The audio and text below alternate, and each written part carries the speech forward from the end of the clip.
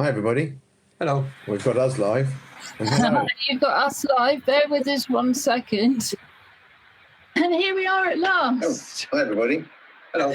Hi, and hi, Robin and Josh. You've got us live. Bear with us 1 second. Oh, something's recording back.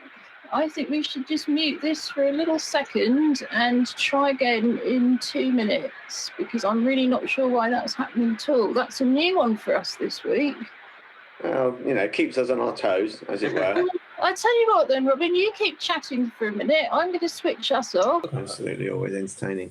Apart from when put on the spot, and then we don't know how to be funny at all. Oh, no, that's not true. I think I'm hilarious all the time, deliberately or not. I know, but that's only when people look at you. Yeah, that's true.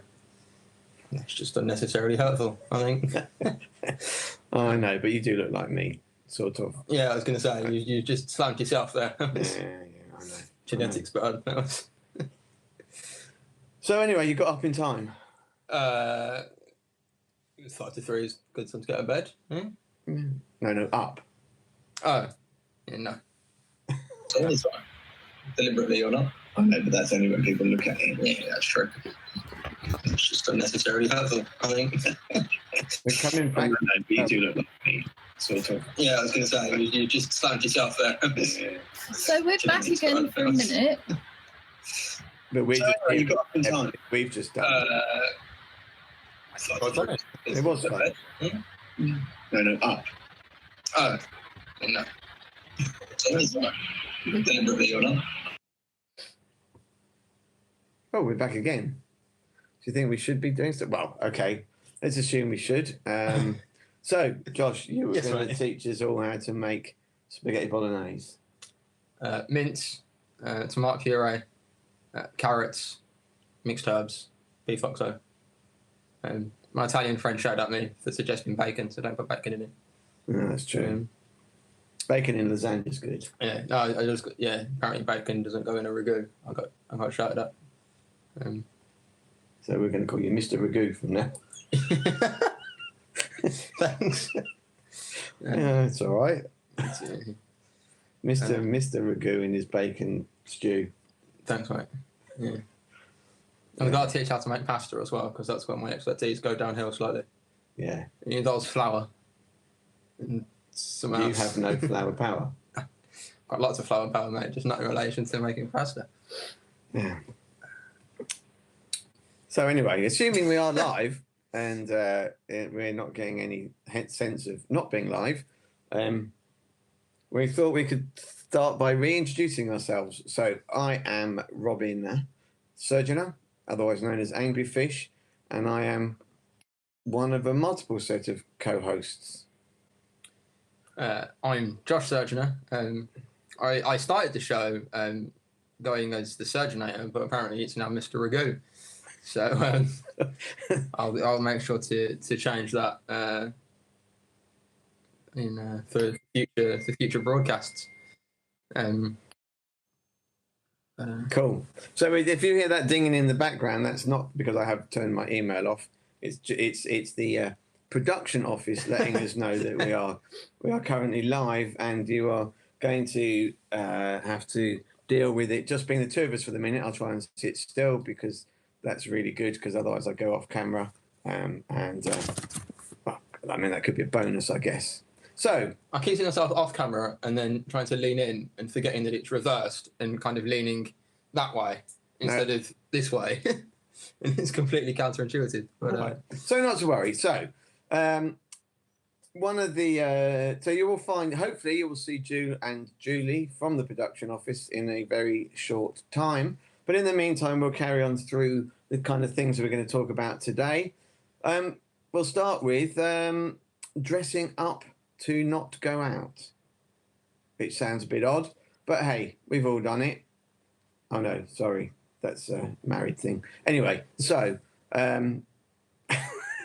we are. I'm so glad that I'm your son. Yeah. So we have dressed up to not go out. My favourite Friday evening activity would be trying to get to a gig somewhere when I'm not coaching. So I have put on my bestest Billy Bragg t-shirt. If you can see this here, Billy Bragg being one of my kind of heroes in terms of social commentary and how to put that into singing. So if you ever hear things when I'm singing that sound Billy Bragg-esque, you now know why. I'm similarly wearing a nice t-shirt. At this time of year, it's normally paired with a jumper, but the heating's quite high at the moment, and I didn't want to mount slightly during the course of the show, so I just opted for the summer variation of this outfit, which is just the t-shirt. I mean, and also, I mean, I when I gig, I tend to wear. I used to always wear my own Angry Fish t-shirts, but that seems a little bit self-interested, and that not being something I'm very good at, other than wearing my own t-shirts. I've now decided that I will wear another band's t-shirt whenever I gig, on the vain hope that they will then start wearing Angry Fish t-shirts when they play live. So is this the plan? Yeah. You wear the Billy Bragg t-shirt now, and then Billy Bragg wears your t-shirt at his next gig. Yeah, I mean, so far I've sent out about 10,000 t-shirts to various artists across the world. And I just didn't go on. And I'm not an artist, but still. You have umpteen Angry Fish t-shirts. This is true, actually. I think I do. Yeah. Okay. So, other things that's going on today, we're going to talk about some food experiences. Then, assuming it all goes well, we are going to have some recorded film from Julie. I would hate to malign anybody else's handwriting in comparison to my own. I'm just reading the screenshot of the running order that Ju sent me earlier in her glorious handwriting. But like my mum's, it's really, really posh, which makes it illegible. Sorry, Ju. It's the way it goes. You should try being friends with doctors. The amount of times I've had notes that I just... No idea. Absolutely no idea. You're playing doctors and nurses all wrong. if handwriting's what you're worried about. You still got to read the note, though. Oh, golly. So then there's... we're going to have a little bit about talking about art from home. Then the idea is I will then attempt to play live and hopefully not deafen everybody. And then a little bit more chat about some of the things that are available in joining in at home, including some playlists. So this is called filling in, by the way, and we may or may not be very good at it yet. Zamping. I know. I have a plan. So now... I don't know where this is going. Yeah. I'm now going to be like those people in the TV shots that get in the way. Hi everyone. Hi at home. You be the reporter. Ignore me fastidiously. Really. Don't look at me. Come on, we're coming back. Yo. Get back on this. You're right. You're terrible at vamping. Okay. Is that what it's called? Yeah. Vamping. All right. Well, you're awful at it. Okay. Sorry. You should be. You've let yourself down. You've let me down. Oh. Hi. Returned. Hello. Yes, we were hearing strange. There's all this mirroring software. Yes, we were getting strange loop-back recordings of everything that we were saying. So I don't know if MI5 is recording us and somehow signalling it back to us, or unsurprisingly, we're just not very good at using the software yet. So thank you for carrying on. And I think we should explain a bit more about how we're dressed up to go out to stay in. Sounds good. And why we're not doing formal Fridays. I think we flagged it up a bit on Wednesday, didn't we? That in New Zealand, they're doing formal Fridays where everybody gets dressed up to go to the opera or the ball and takes photographs and shares them. But it seems a bit limited to us. We thought it was much more interesting to dress up, to go out, to stay in, really to do just about anything. You know, we might want to go and explore the Antarctic or under the sea. We might want to backpack. We might want to go to Glastonbury. You know, really only limited by your imagination.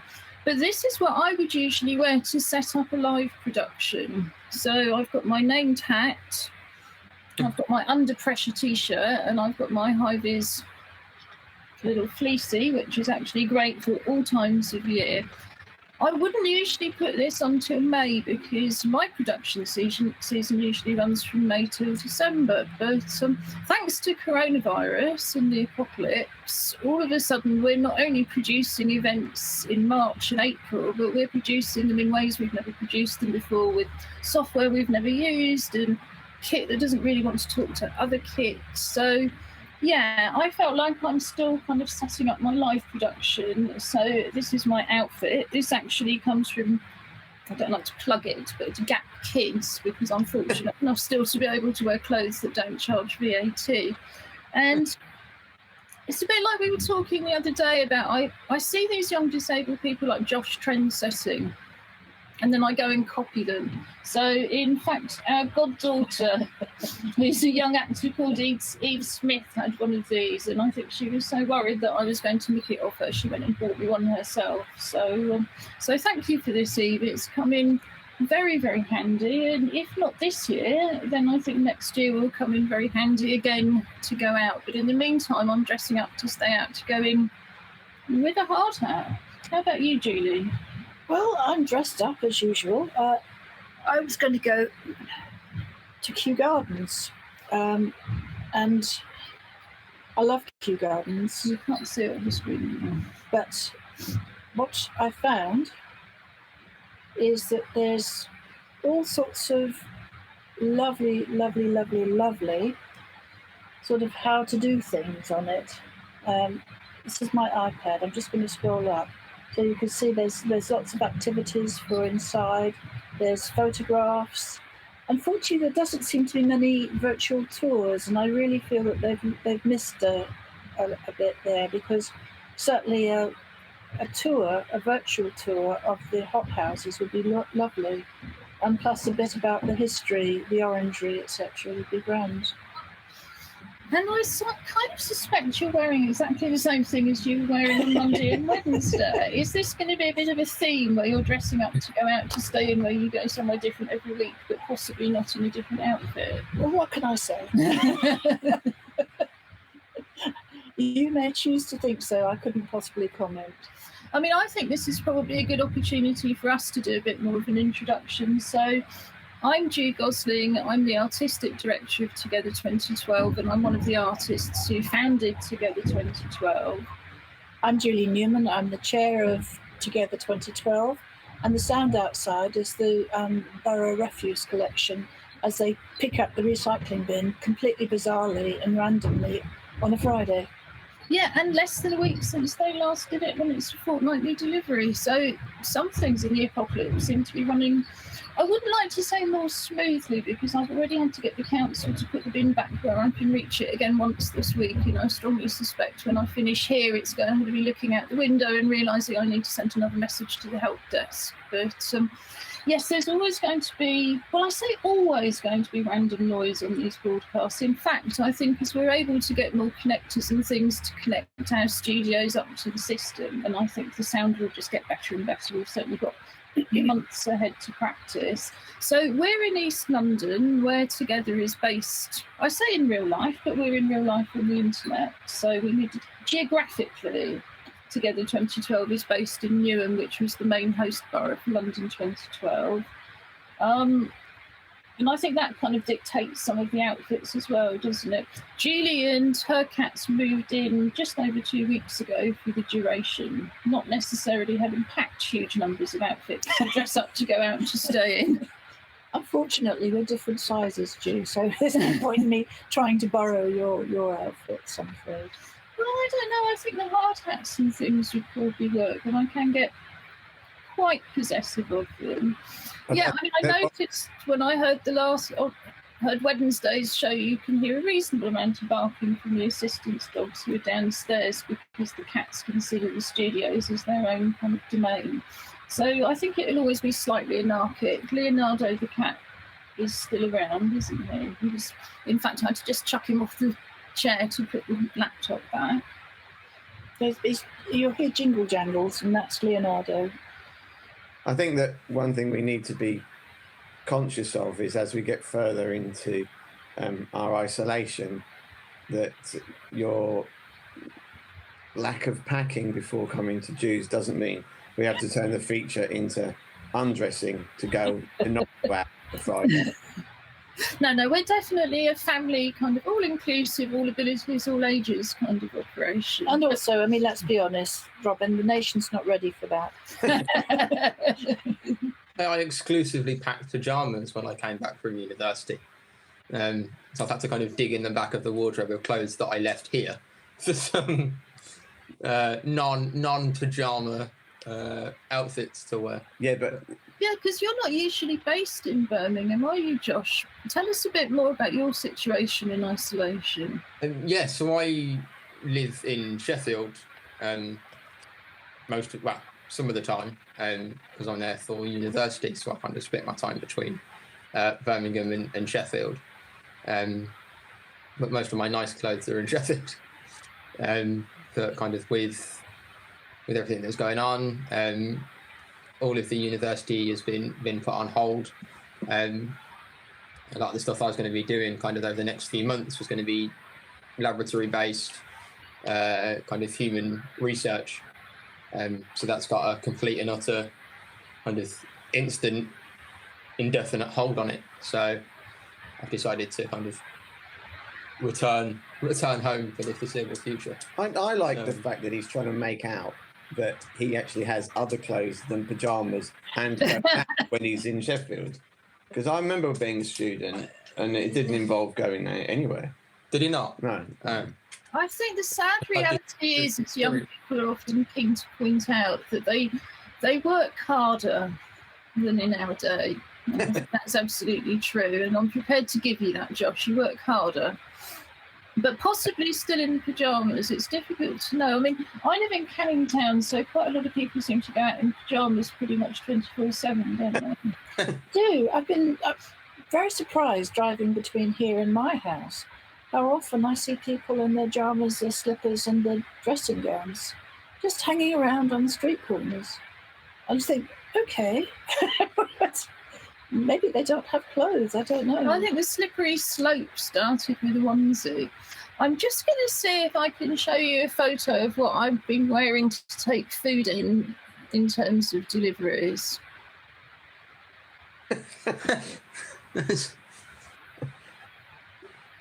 Is that your hazmat suit? Well, it's kind of, what is it? It's a set of green... it's waterproofs, really. I had an artist residency down in Dorset a few years ago, and this was my set of waterproofs for it. There's a hat underneath to cover as much of my hair as possible, and that's actually, I'm not necessarily a football fan, but that's actually an England hat from where, long story, but many years ago I made a film about our godson called England, which is actually on our website, and it was when he was 10 and wanting to play football for England, and he subsequently got invited to be a mascot at a Wembley game, and I got the hat there. So it seemed to me to be the kind of tightest fitting to cover it, and then I've got gloves on, and those funny little knockoff Crocs, because at least you can dip them into disinfectant. Let me switch myself off again there.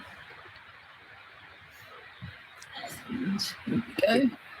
That's better. But yeah, I think in the absence of any decent advice, I mean, I think all I've got is DIY disposable masks that I've had, for work, for making art stuff, and perfumes for art stuff, and rainproofs from residences, and I mean, there's just no advice, is there? But I think it's very important that people do remember that the virus can exist on packaging. I think they say on cardboard for up to 3 days, on plastic for up to 5 days. So what we're doing, well, I say what we're doing every time, because of course we've only had one delivery and there's no more available, but trying to kind of, protect myself as much as I can while I kind of drag it all in very slowly over the threshold, and then take out of packaging what I can take out of packaging, and wipe down what I can wipe down, and rebag what we can rebag, and then quarantine the food for another 3 days rather than trying to wipe it all, because I can't really use my hands that well. But it's one of those things, even just opening the door to go to the bin, you see these people walking past on the phone chatting away, and you think, well, we're supposed to be in protective isolation, but we're not really that isolated. You know, the idea that you can stay 2 metres away from everybody if somebody's just walking past your door when you happen to open the door to take in a delivery, or the house is smelling so much you've absolutely got to put the bins out. I mean, how are you managing in Birmingham? I mean, we're probably quite lucky that we live in a bungalow which is detached at the bottom of a cul-de-sac, so there is kind of no real passing walkers, as it were. I mean, if someone's walking down the pavement, they're probably about 30 feet from our house. We've kind of got a regime. We've got some rubber gloves for getting, you know, post, which is inevitable. And some food deliveries, and we have a designated sanitizing spot, which is probably the cleanest part of our kitchen for a long time, because every day things are coming in and getting put down there and then sprayed, and then they get cleaned on there, and then that gets cleaned down. So, you know, we're being as meticulous as we can. I mean, and then sort of you know, what can be decanted is decanted, and then the, you know, boxes are then put outside straight away. So, you know, even though they've been cleaned, in case there is any, you know, residual nastiness, you know, we're doing our best, you know, and everything that's going in the fridge is getting cleaned before it goes in.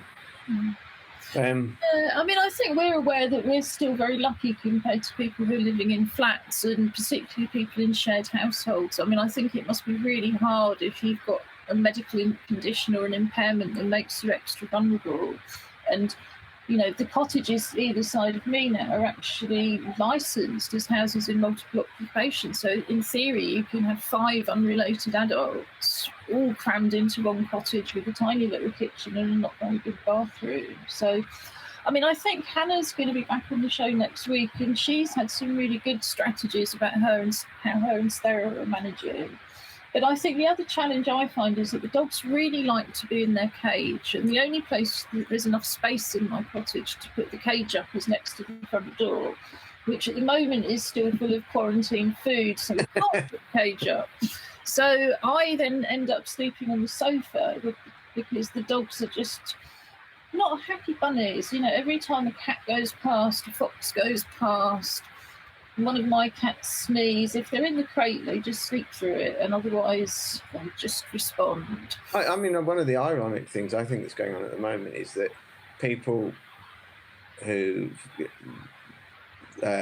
like relatively recent transplant patients and people receiving, you know, ongoing cancer treatments, for example, and I guess some patients with diabetes are having to go, you know, they're having to go to the place of potentially most germs on a regular basis. We have a friend who had kidney and pancreas transplant just before Christmas, you know, so her immune system is almost non-existent, and she's having to go to the hospital on a regular basis to have her bloods checked, and it just seems really bizarre, really, that's you know, the people who are at that level of risk are having to go to the place of highest risk.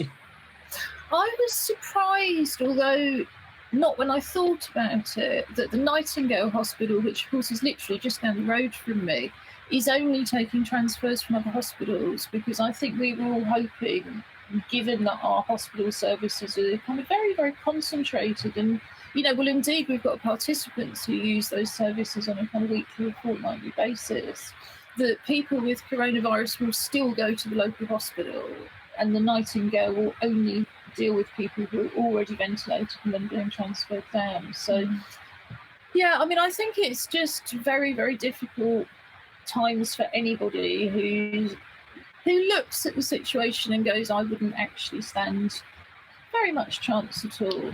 I think it's a bit, it's a bit like 2012 when it, you know, it shouldn't be. Well, oh yes, it's just like when the Olympics came to it is, you. because we were all told to get off the streets, and there was supposed to be all this big cultural offer, but not for us. It's true, actually. We had all of the streets were deserted. There were all sorts of official kind of signs up about not parking and so on. Yeah. I think there were people with guns on the tops of the tower blocks Yes. and a gunship in the Thames. Yes. Well, I hadn't seen it quite like that before. But yes, there are certain similarities. I mean, I think I'll sort of move swiftly on in a minute. But Julie, you were quite frustrated as somebody over 70 on the government list about what happened with your food box, weren't you? Yeah, I got two or three phone calls from people representing the council, and it was quite interesting because they were actually very nice and very polite on the phone. Yeah, that's that is which was a bit radical and quite unusual. But having said that, they were clearly following a script, and they were both following the same script, which was to give me the number of a hotline and to make sure that I had everything that I needed. So I explained very patiently, and in fact about 3 or 4 times per phone call, that I wasn't at my house, that I was a couple of miles up the road at my partner's house, and that I would pass the message on to Ju, and that she was in a similar situation to myself, but we would have the hotline number and make sure that she was on the list for whatever we needed. And at that time, it was actually very difficult to get food. We were looking. It still is. It's just we've got stocks now. Yeah, we've got stocks in the front room by the front door. But we were sort of at that time trying to book deliveries, etc. So I thought, well, that's jolly useful. I'll make sure I've got that number written down. So I put it on my iPad, and sort of that was fine the first time. The second time, I had the same conversation, put it on the iPad, and then what was it, Monday morning? No, I think it was Wednesday or yesterday. No, it wasn't yesterday. I think it was Monday or Tuesday. I got a phone call through at 7:20 in the morning to tell me with great delight, this lovely lad was saying, "I'm outside your front door." I said, "Are you?" He said, "Yes, I've got a box of food for you." And I said, "That's such a shame because I'm not there.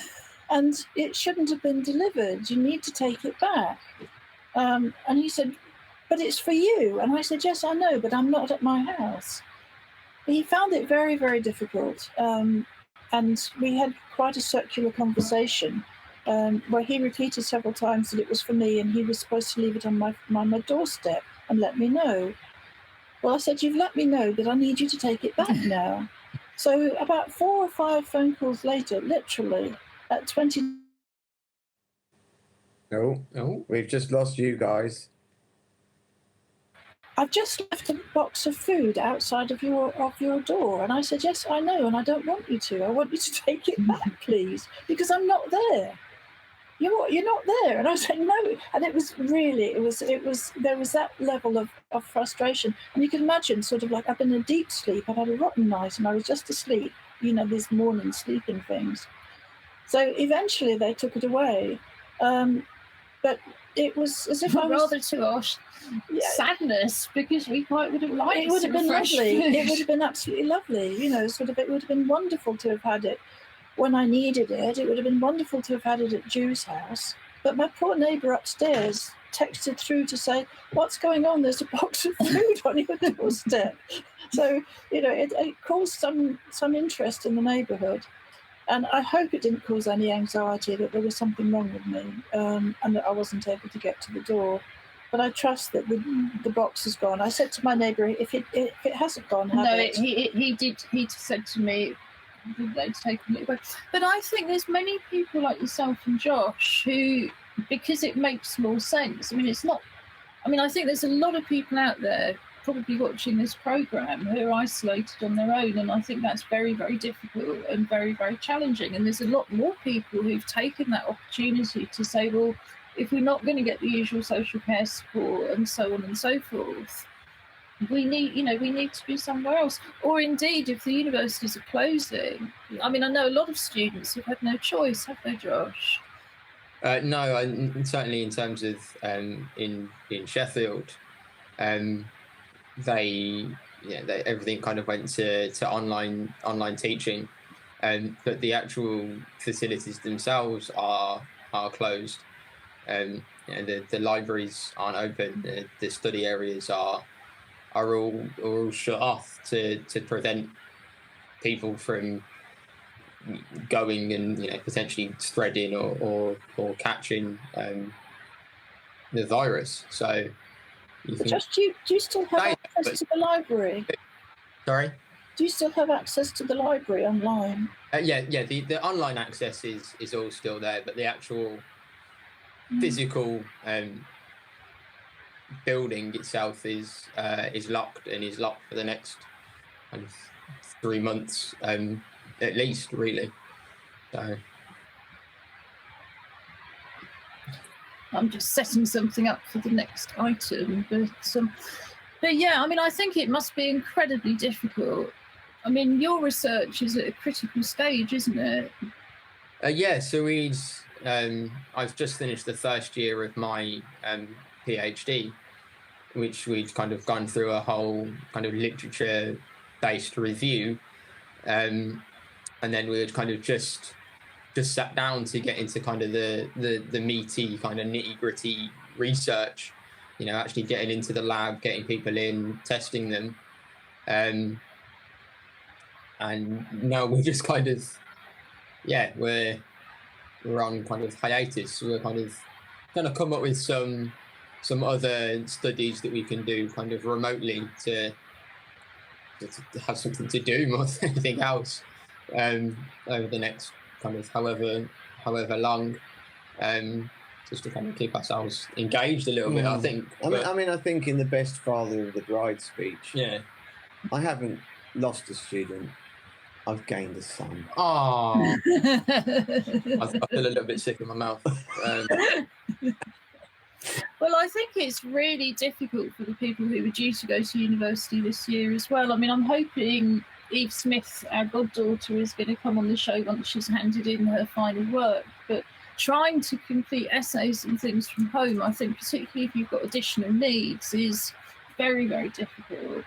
And because she's been auditioning to do performing arts courses, again, suddenly you've got to do online auditions. Now, that's a very, very different thing, isn't it? When you're not in the building, you don't have a sense to respond to the atmosphere. That you get a sense when you visit, don't you, of the other students, of the staff, of that whole sort of facial reaction if you're auditioning in front of somebody.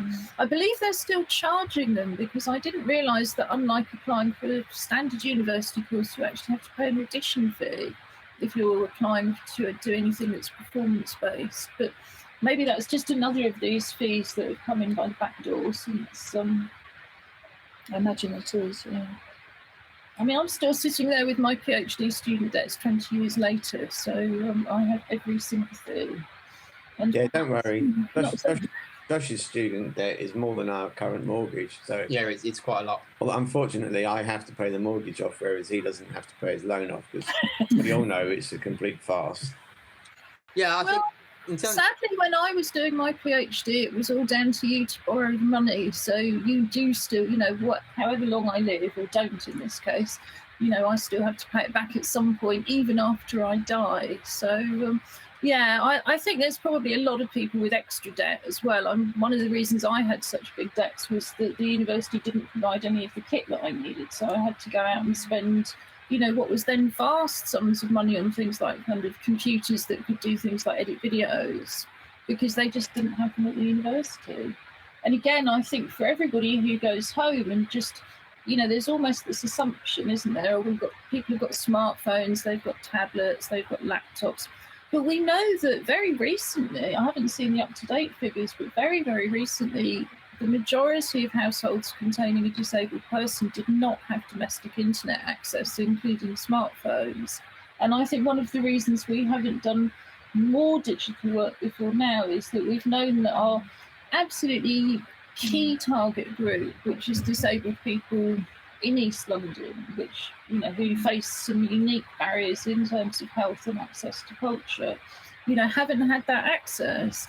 And what we're having to do instead as an organisation is keep in touch with those people by phone, and talk through the Join In From Home programme with them on the phone, and trying to find ways of setting up free phone conferencing. And again, that seems to be very tricky. So if anybody knows a system where we can pay all of the calls so that you can literally phone in for a group and not have to pay anything, that's really what we're looking for. But I think that might be a good time just to have a look at a Join In From Home programme.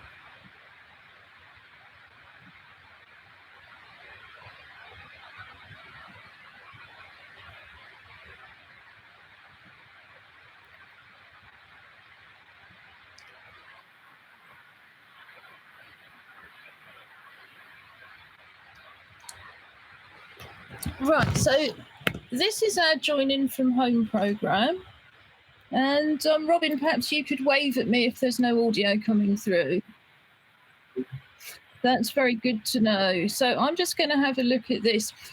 On a Friday, in usual times, we run the art club, and that runs in East Ham from 10 to 12 on a Friday morning. It's completely free. It's open to any disabled person and whoever they want to bring with them.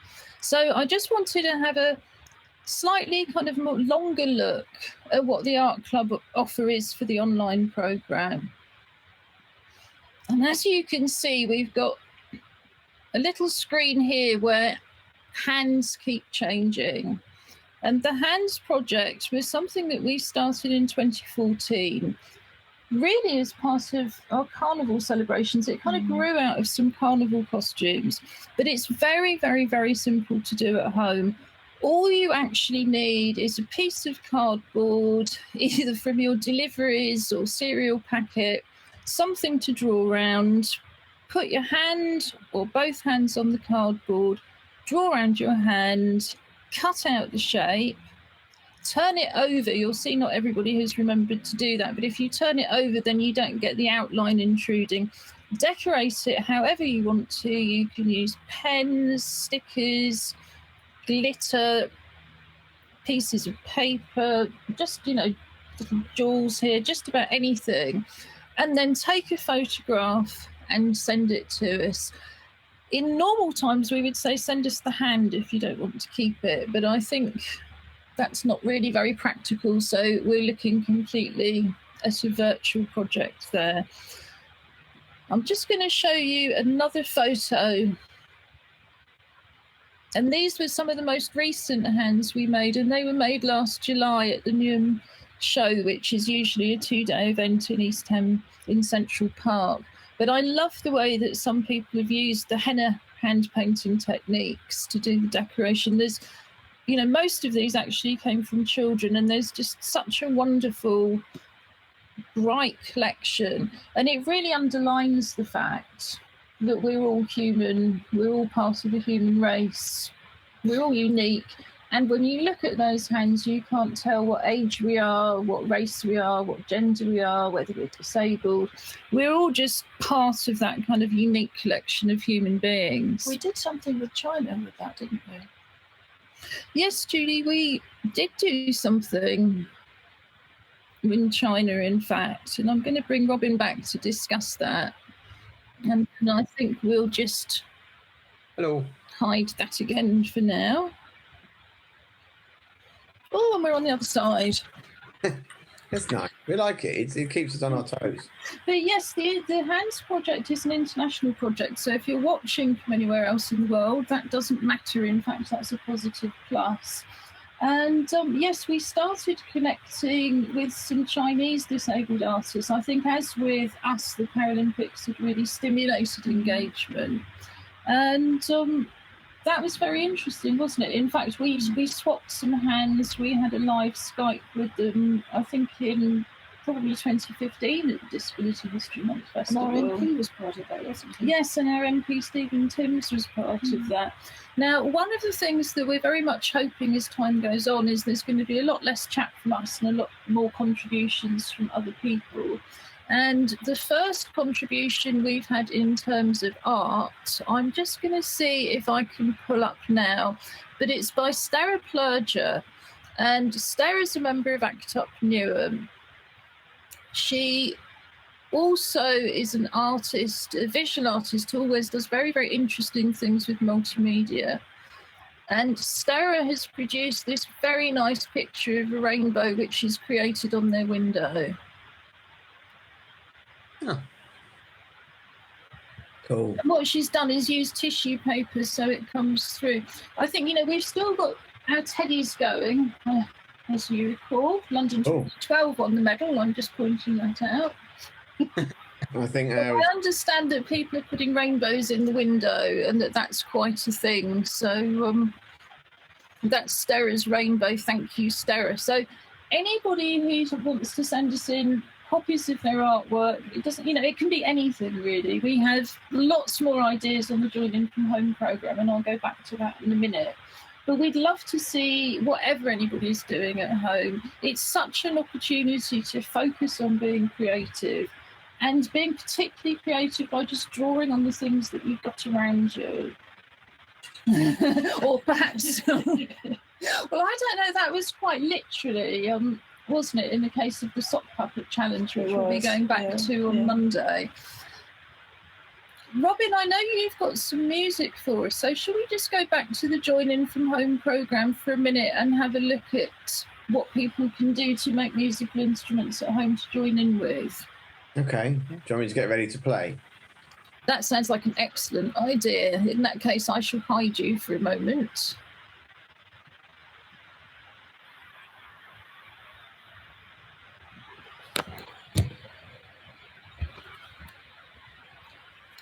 So, on the Join In From Home programme, we also have music club activities.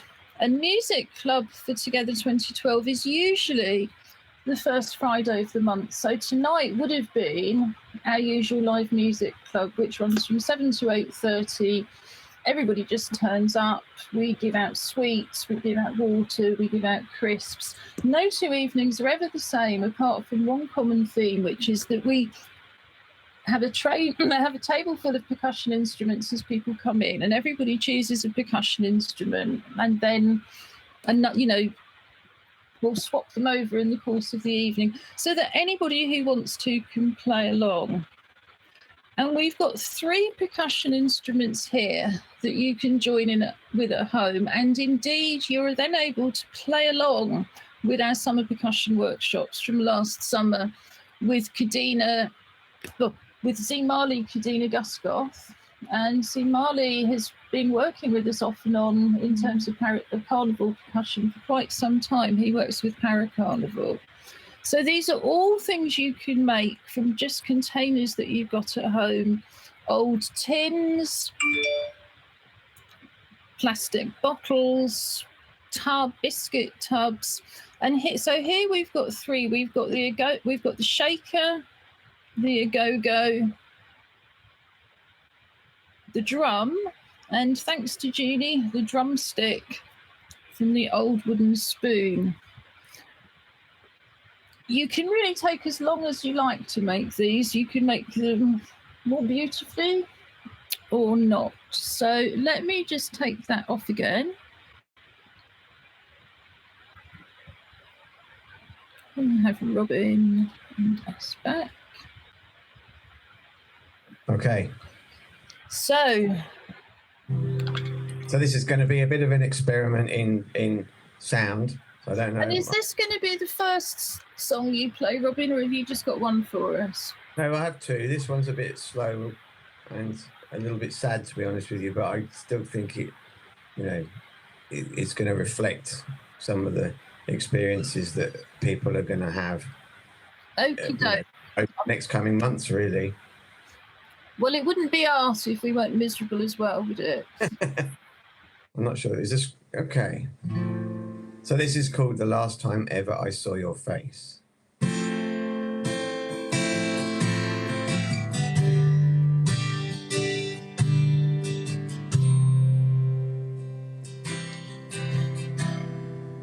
When I looked into your eyes, I saw an emptiness that lies behind that lies behind your Fabergé complexion. A one-way mirror that fools your reflection. A one-way mirror that fools your reflection.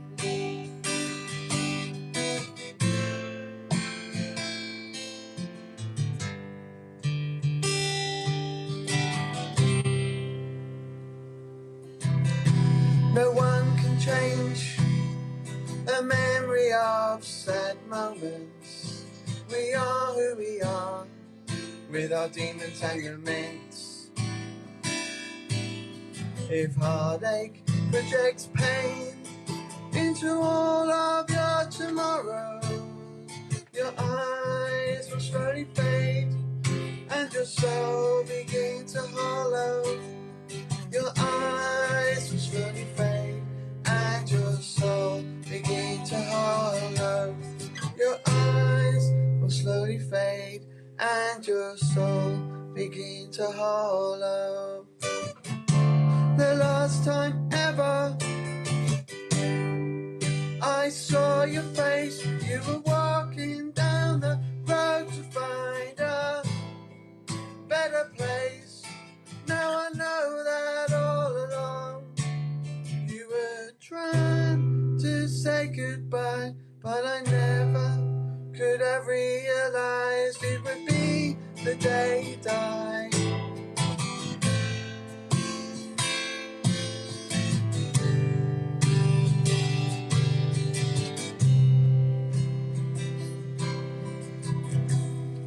Come with me, leave behind the screaming silence. Come with me, leave behind the creeping violence. Blinding your mind's eye, steal away your beautiful innocence. The white noise in your head, at the point of no resistance. The white noise in your head, at the point of no resistance. The white noise in your head, at the point of no resistance. The last time ever I saw your face, you were walking down the road to find a better place. Now I know that all along you were trying to say goodbye, but I never could have realized it would be the day you died. And all along we were trying. All along we were trying, but we never, oh, we never got the chance to say goodbye.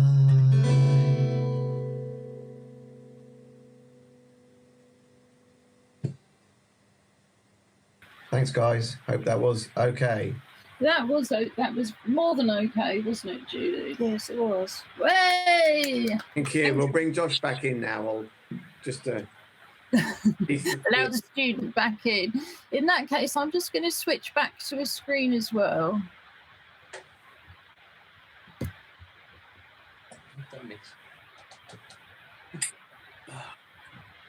There we are. Lovely. So I just want to go back to our website for a minute, because of course we've also got a listen section, which includes, of course, some things from you, Robin. So I'm just going to do something here. So we should all be able to be heard on the stream, but we're looking at the website now. So under our Join In From Home programme, let me swap over to here, we have Listen as an option with Together 2012. So on that main page here, there's an option to move on, which we'll go to in a minute, to 3 new Spotify playlists that Robin's created this week, especially for the lockdown. But we also, on this page here, have 2 classical music playlists, which we produced in 2018. Well, I say we produced, really. Bournemouth Symphony Orchestra produced, and we simply included and promoted them. But we have 2 free lists. Relax and Unwind is calming and soothing, and Inside the Human Mind is lively and energizing. And they were both created by an intern at Birmingham Symphony Orchestra called Laura Robertson. So you can also find them straight on the Spotify app by searching for Vilify. And I think people aren't often aware, I certainly wasn't till I started Together, that classical music is one of the most accessible forms of art for people, including people with very profound and multiple impairments and people who are very ill. So these particular lists were curated especially so that people wouldn't be, if you like, disturbed by language they didn't understand or emotions that were very jarring, because what we found working in the children's hospice is that care assistants will often put on the radio and it can move between angry voices and laughing voices and voices that people don't understand because they don't speak that language. So all of the music in the Bournemouth Symphony Orchestra playlists is A, without words, and B, picked, especially to have those moods. So, Angry Fish, do you want to tell us about your playlists? Yeah, absolutely. Ju came to me and asked me if I would put together a couple of playlists. One aimed at being motivational, keeping us happy and interested, and excited about life. One which was more around chilling out and relaxing. And Josh is calling up Spotify any minute now, or to remind me of the titles of them, because I did write them. So I think they all start with Together. And I think, so the first one is called Together We Will Survive, which is kind of meant to be songs that are uplifting, songs that talk about, working together, companionship, partying as well. So there's quite a varied list of songs on there. And I've tried to not make it only music that I like, and not only music that, because I'm 56, and if you're 14 or 12 or even 26, you won't have heard of necessarily. Then I'm just going to get Josh to get up the Together website, which has probably got the name of the list, so I don't get it wrong. So that's the uplifting one. Then there's a chill out list, which is called, I think it's Together Keep Calm and Chill Out. That's it. Thank you. Someone's on the ball. Yeah, such a great host to me. Again, which is kind of not necessarily your traditional, what you might play kind of absolutely late at night, but is a kind of, ebbs and flows around relaxing, chillaxing, as they say, and also, and about keeping calm, but also about that the kind of the idea of wellness and well-being within the song lists. So it's a kind of comprehensive range, and it goes from kind of things like the Smiths, to Portishead, but right through to, one of my favourite songs, which kind of actually crosses over the genre between the classical and the rock and the indie on the chill out list is Miss Sarajevo, which is a track with Bono, U2, and Pavarotti, and I can just turn it up absolutely as loud as the house will take, and there's this bit, and you think, how's it ever going to work? And there's this crossover point when Bono's singing and Pavarotti comes in, and it's like an emotional volcano for me. It's incredible.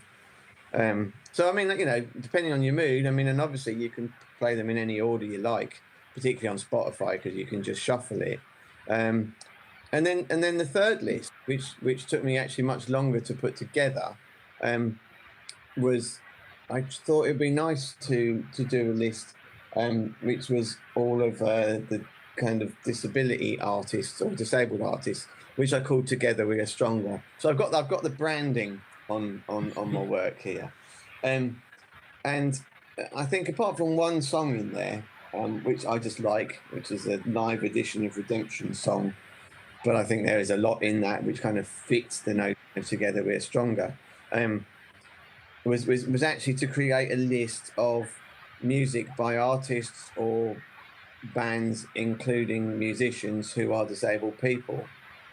And sadly, it was really, really hard to fill the list, or to make the list longer than it is. Because although I know that there are lots of disabled artists who are musicians, it's just not available in the public domain. And it should be. I mean, I hope that maybe that's, as we progress through this, and particularly as a lot of this kind of stuff is digital, doesn't necessarily need someone at the other end, although things have to be approved. But there are ways, and it's not even that expensive to use. That's right, and I think because we're coming to an end, so in a minute I'm going to take up our recycled instruments and hand over to you. But I think it's a good opportunity to sort of flag up. Next week we'll talk a bit more about the Together Gallery, which is actually an online marketplace, which after many delays we were about to launch when this happened. And I think at the moment we're looking at repurposing it so that instead of the downloads being the last option to add, we just look at what people have got to offer at the moment in terms of digital films, digital music. Okay. What else they might want to come up with. I'm just going to interject a second. Josh has to leave in a minute because Emily, who you've not met yet, but you will do when you see our home film, has a webinar with Swim England and he needs to help her get on it. But he has got a couple of web ideas for things to do at the weekend. So if we can just bring those to us really quick. Yeah, absolutely, go for it. And we don't have to finish exactly at 4 o'clock because it's a bit like our isolation. It has no real end, just an estimated one. So you go for it, Josh. Yeah, so the first thing that starts today on YouTube, it's called The Shows Must Go On. And it's kind of Andrew Lloyd Webber is each week showing a recording of one of his shows. So it premieres live at 7 p.m. Kind of British time each Friday, and then it's available to watch kind of on repeat throughout the weekend, kind of whenever you're free. And then the next week would be another show. So they're starting with Joseph and the Amazing Technicolor Dreamcoat tonight, I believe. So that's at 7 o'clock on YouTube. And then there's another show, and I don't know the exact air date, and I tried to Google it frantically before the show, and I couldn't find it. But they're Channel 4 and kind of other, they've put together a new slate of kind of lockdown shows for people to do at home. And it's Grace and Perry's Art Club. So it's aimed at kind of the average person at home. And it'll take you through drawing and painting and different things that you don't have to be an artist to do. It's aimed at someone like me that's horrendous at drawing. And that's kind of something that's starting up in the next few weeks, I believe. And I think the kind of plan is that people at home are then going to submit those creations based on the stuff on the show that will then be featured kind of later down the episodes. A bit like us, really, only we started on the 10th of March. Yeah. But no, those are two things that I kind of come across over the past couple of days that have been recommended to me that I think might be something to do over the weekend. Yeah, that's great. And I think also on the Join In From Home programme, there's a watch link, and that will take you to all sorts of films that we've previously shown at the film festival and films of performances. So plenty to do, and we'll see you again at 3 o'clock on Monday, Josh. See you all on Monday. Have a good weekend, Josh. Thank you, you too. That's all I can stretch out now. Look, I'm still wider than the camera angle. So I think somewhere we have our recycled instruments. Oh yes, here's my recycled go-go, although I could probably do with the recycled drumstick to play that. 2 tins with different sounds, neither of them terribly melodic. Oh yes, the drum, which I think is slightly girly looking, but I thought that's deliberate because why should all the boys always get the percussion? But actually, don't worry, we're not going to put the sound of anything we play along to onto the recording. Well, I'll adorn my guitar in preparation, which is obviously made from recycled wood. Absolutely. We'll talk more about the recycled band another time. So I think at the moment, Robin, we're going to hand over to you and say goodbye to you and to everybody else, and we'll let you play us out. So just bear with me 1 second. And here we go. Robin Surgeonator, also known as Angry Fish. Okay, guys, hi. I just put my own screen in the way, so I'll just do this. So I'm going to play out it's a bit more upbeat song, particularly if you're feeling a bit vexed at home. This song is called Kick a Bully. Oh, and the mic.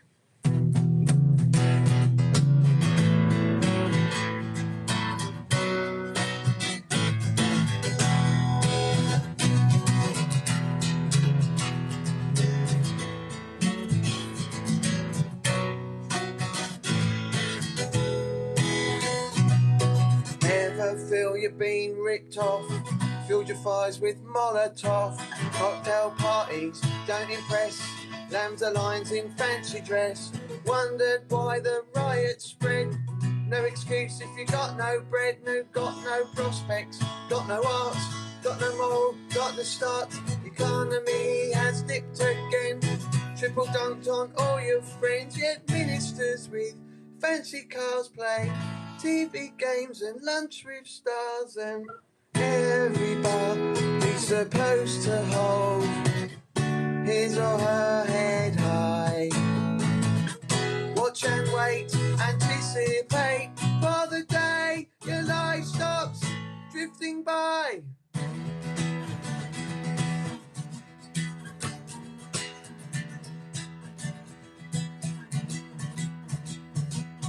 Shoot up, smack down, real life grand theft or the barn. Strike back, fight or flight, self-defense, search your right. Buck the trends, grab your friends, take some faith and make amends. Go on, kick a bully, press rewind, find your spirit and free your mind.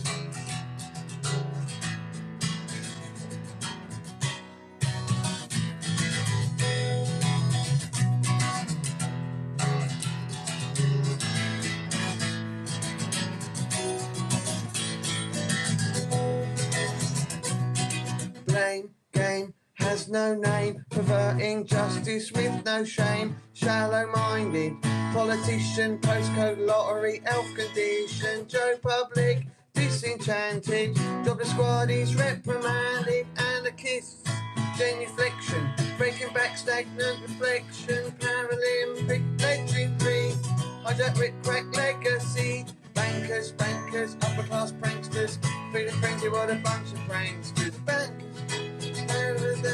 Oh, golly, so you can tell it's live. Paralympic legendary, hijack rip crack legacy. Bankers, flankers, upper class gangsters, feeling frenzy, what a bunch of pranksters. Everybody's supposed to hold his or her head high. Watch and wait, anticipate for the day your life stops drifting by.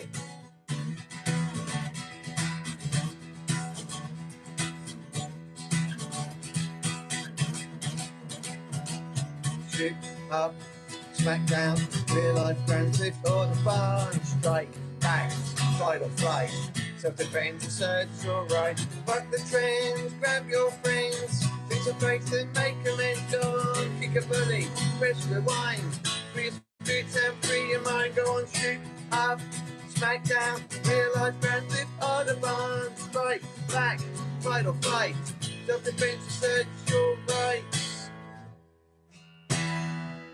Buck the trends and grab your friends and drink some faith and make amends. kick a bully, press rewind. Find your spirit and free your mind.